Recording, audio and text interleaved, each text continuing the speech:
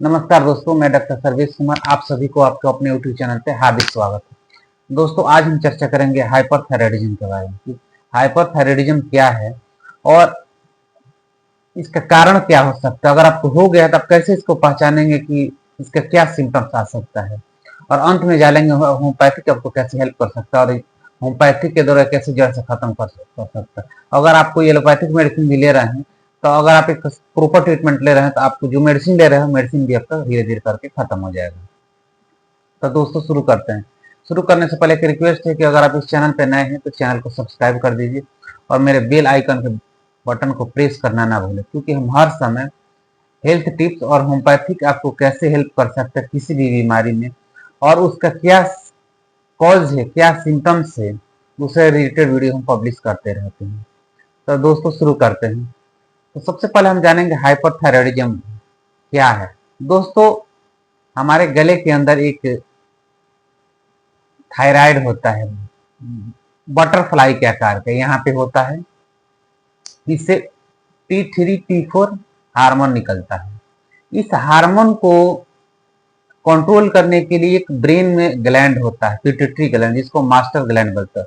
उसमें से एक TSH हार्मोन निकलता है, यानी थायराइड स्टिमुलेटिंग हार्मोन। वो क्या करता है कि यहाँ जो हार्मोन निकल रहा है गले में T3 T4, उसको कंट्रोल करता है। कितना हमको चाहिए, कितना जरूरत है, उस हिसाब से कंट्रोल करता है। लेकिन जब हाइपरथायराइड की कंडीशन आ जाती है तो उसमें क्या होता है कि जो हमारा T3 T4 है वो बहुत ज्यादा बढ़ जाता है, लेकिन TSH जो हमारा है वो कम हो जाता है। क्यों हो जाता है? क्योंकि T3 T4 खुद अपने आप बहुत ज्यादा हार्मोन, वहां पर TSH की जरूरत नहीं पड़ता है। अब TSH क्या होता है, धीरे धीरे कम होने लगता है, स्टिमुलेट नहीं कर पाता है। इस वजह से T3 T4 बढ़ जाता है और TSH कम हो जाता है। उसी तरह इसके जस्ट अपोजिट होता है हाइपोथायराइडिज्म। हाइपोथायराइडिज्म में क्या होता है, T3 T4 कम हो जाएगा और TSH बढ़ जाता है। हाइपो में हम ऑलरेडी एक वीडियो बना चुके हैं, इसको आप लोग जाके देख सकते हैं। तो अगर T3 T4 लेवल बढ़ जाए और TSH कम हो जाए, उसके साथ उसका कुछ सिम्टम्स आने लगे, उसी को हम लोग हाइपरथायराइडिज्म बोलते हैं। अब हम जानेंगे कि अगर आपको हाइपरथायराइडिज्म हो गया है तो इसका क्या क्या कारण हो सकता है। दोस्तों, हाइपरथायराइडिज्म का सबसे मेन कारण है, अगर आप के गले में थायराइड में कोई बीमारी, जैसे कि सिस्ट हो गया, नोडुल्स हो गया, या थायरोडाइटिस हो गया, यानी थायराइड ग्लैंड में स्वेलिंग हो गया, तो उस कंडीशन में अगर ट्यूमर अगर हो जाता और स्टिमुलेट करता है हार्मोन बनाने के लिए, तो T3 T4 हमारा बढ़ने लगेगा। उसके साथ ही अगर आपको कोई, जैसे कोई उस तरह की मेडिसिन ले रहे हैं जिससे आपके थायराइड ग्लैंड को स्टिमुलेट करेगा, उसके वजह से भी हो सकता है। अब हम जानेंगे कि इसका क्या क्या सिम्टम्स है। लेकिन इसके साथ साथ एक और वजह है कि अगर आपको डायबिटिक है या किसी कारण से आपकी इम्यूनिटी बहुत ज्यादा कमजोर हो गई है, उस कंडीशन में भी आपको हाइपरथायराइडिज्म हो सकता है।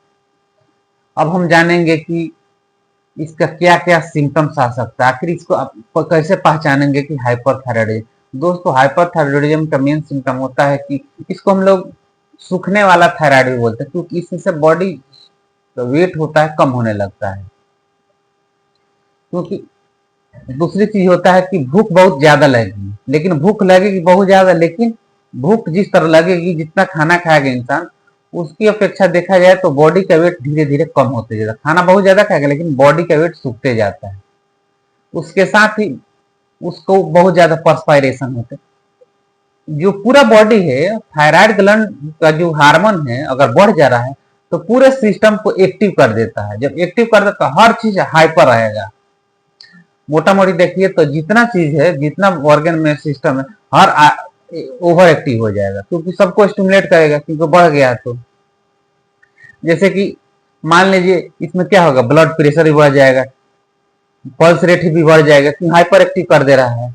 जब ये सब बढ़ेगा तो उसकी वजह से पर्सपायरेशन बहुत, क्योंकि बॉडी में हीट का प्रोडक्शन होने लगेगा। जब हीट का प्रोडक्शन होने लगेगा तो बॉडी में बहुत ज्यादा पर्सपायरेशन होगा, पसीना बहुत ज्यादा होने लगेगा। उसको धूप बर्दाश्त नहीं होगा, गर्मी थोड़ा भी बर्दाश्त नहीं, अगर ठंडी का मौसम है तो ठंडी भी उसको बर्दाश्त नहीं होगा, काफी हाइपर एक्टिव हो जाता है। उसके हाथ पैर में देखा जाएगा ट्रेम्बलिंग होने, यानी हाथ कांपने लगेगा, थरथराहट होने लगता है। जो उसका नींद है, नींद डिस्टर्ब हो जाता है, नींद सही से प्रॉपर नींद नहीं लगता है। इसके अलावा उसको जो डाइजेशन है, डाइजेशन भी लूज मोशन होने लगता है, जो पेरिस्टाल्टिक मोमेंट होता है वो भी बढ़ जाता है, उसको बार बार डायरिया टेंडेंसी आ जाती है, डायरिया भी होने लगता है, वोमिटिंग भी हो सकता है। उसके साथ ही जो मेंसेस भी डिस्टर्ब हो जाता है, लेकिन मेंसेस डिस्टर्ब होने के मतलब मेंसेस उसका स्लो हो जाता है। इसके साथ ही उसको अगर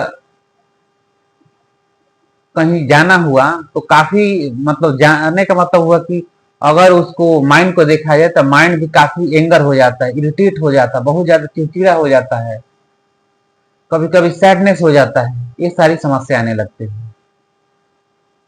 अब हम जानेंगे कि अगर आपको हाइपोथायराइडिज्म हो गया तो आपको होम्योपैथी कैसे हेल्प कर सकता है।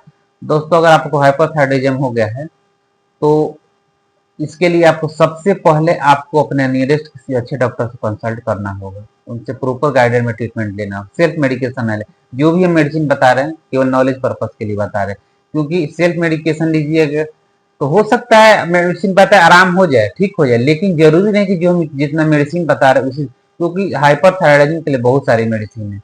अगर आपने किसी डॉक्टर के गाइडेंस में ले रहे हैं तो जो आपकी हाइपरथायराइडिज्म है वो हमेशा के लिए खत्म हो जाएगा, क्योंकि आपके जो डॉक्टर हैं होम्योपैथिक जो भी डॉक्टर है आपको मेडिसिन बंद नहीं करे, जो आप ऑलरेडी पहले से मेडिसिन ले रहे हैं उसको बंद नहीं करे, धीरे धीरे मेडिसिन देंगे और एडजस्ट करेंगे, जैसे जैसे आपका रूटीन चेकअप करेंगे, जैसे जैसे कम होगा, थायराइड नॉर्मल होते जाए वैसे वैसे मेडिसिन कम करते जाएंगे, लेकिन पूरी तरह से अगर आपका थायराइड ठीक हो गया उसके बाद नहीं बंद कर देंगे। इसलिए आपको इसमें सेल्फ मेडिकेशन नहीं करना है, इस कंडीशन में आपको स्लो करना है। जैसे जो मेडिसिन आप ले रहे हैं ऑलरेडी, अचानक अगर बंद कर दिएगा तो भी दिक्कत हो जाएगी, उसके लिए धीरे धीरे उसको बंद करना होगा। लेकिन कुछ कॉमन मेडिसिन के बारे में हम चर्चा करेंगे जो बहुत अच्छा रिजल्ट देता है। दोस्तों, हमारी सबसे पहली मेडिसिन आयोडम। आयोडम 30 कब देंगे? अगर पेशेंट बहुत ज्यादा खाना खा रहा है, बहुत ज्यादा भूख लग रहा है, लेकिन भूख लगने के बावजूद भी उसका जो शरीर है काफी सूख रहा है, जो थायराइड ग्लैंड है वहां पे स्वेलिंग हो गया, उस कंडीशन में आप आयोडम 30 की 4 बूंद 3 बार दे सकते हैं। जो यहाँ पे ग्लैंड है हार्ड हो गया। नेक्स्ट हमारी मेडिसिन है नेट्रोमिन। नेट्रोमिन कब देंगे? अगर पेशेंट बहुत ज्यादा दुबला पतला है, उसको धूप बर्दाश्त नहीं है, बहुत ज्यादा उसको गर्मी लग रहा है, बहुत ज्यादा सैड रह रहा है, कभी उदास हो जा रहा है, कभी चिड़चिड़ा हो जा रहा है, मूड स्विंग में, उस कंडीशन में अगर नेट्रोमिल दे रहे हैं तो अच्छा। वो नमक खाने की बहुत ज्यादा इच्छा उसको होती है, उस कंडीशन में अगर नेट्रोमिल 30 दे रहे हैं 4 बूंद 3 बार तो उससे अच्छा रिजल्ट। नेक्स्ट मेडिसिन है थायराइडिनम। थायराइडिनम 30 कब देंगे? किसी भी तरह का थायराइड मतलब गले में, थायराइड गले में दिक्कत होता है तो थायराइडिनम अच्छा रिजल्ट देता है। थायराइडिनम 3x भी दिया जाता है और थायराइडिनम 30 भी दिलाता है। नेक्स्ट मेडिसिन है ficus base. Ficus base mother tincture कब देंगे? उसको आंख देखा जाए तो आंख में भी बड़ा बड़ा आंख हो जाता है और वेट बढ़ने लगता है, उस कंडीशन में अगर आप फिकस बेस मदर टिंचर दे रहे हैं 15 बूंद 3 बार आधा कप पानी से तो बहुत अच्छा रिजल्ट है। नेक्स्ट मेडिसिन हमारी कैलकेरिया का। कैलकेरिया का 30। कैलकेरिया का कब दें? थोड़ा सा ओवेज है, बहुत ज्यादा वजन बढ़ गया, लेकिन उसको परस्पायरेशन पसीना है बहुत ज्यादा हो रहा है, उसके अंदर थोड़ा सा डर है, कॉन्फिडेंस की कमी है, उस कंडीशन में अगर आप कैलकेरिया का 30 दे रहे हैं 4 बूंद 3 बार तो अच्छा रिजल्ट मिलेगा। नेक्स्ट हमारी मेडिसिन है लैकेसिस। लैकेसिस कब देंगे? अगर फीमेल है, उसको बहुत ज्यादा पसीना हो रहा है, बहुत उसको गर्मी लग रहा है, बहुत ज्यादा लोकेसियस नेचर की है, बहुत ज्यादा बातें करने वाली, थोड़ा सा रिलीजियस नेचर की, उस कंडीशन में अगर लैकेसिस 30 की 4 बूंद 3 बार दे रहे हैं कम से कम 15 अच्छा। क्योंकि जो हाइपरथायराइडिज्म मैक्सिमम देखा जाता है कि फीमेल में ज्यादा देखने, मेल में भी होता है लेकिन फीमेल में बहुत ज्यादा चांसेस रहता है। दोस्तों, ये रही हमारी चर्चा हाइपरथायराइडिज्म और होम्योपैथिक आपको कैसे हेल्प कर सकता है और इसके क्या सिम्टम्स है, क्या कारण है, उससे रिलेटेड टॉपिक। फिर मिलते हैं दोस्तों नेक्स्ट वीडियो में। स्वस्थ रहिए, खुश रहिए, सदा मुस्कुराते रहिए।